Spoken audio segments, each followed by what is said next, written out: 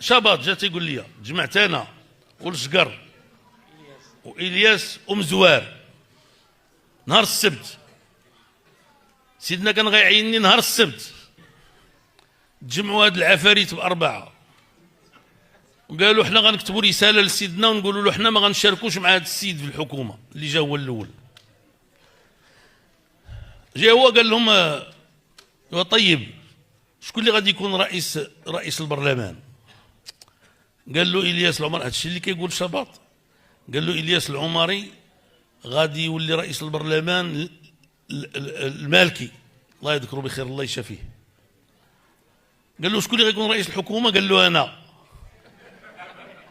هو يتلاح عليه قجو. كتعرفوا هاد الأخبار ولا لا؟ أنا نقولها لكم بدون مقابل. هو يتلاح عليه قجو، ناضوا ضربوا. هادشي راه دايرين المصحف باش غيحلفوا، ولكن الطبله الله اعلم شنو فوق منها، ولكن المصحف كاين. راه الله شاد على هادشي تنقول لكم. الحاصل داب زواويهم. علاش؟ لانه هو كان باغي يكون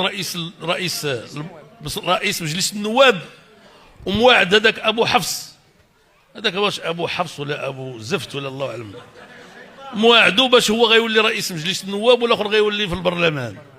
فلا رجعت ولا رجع الحمار.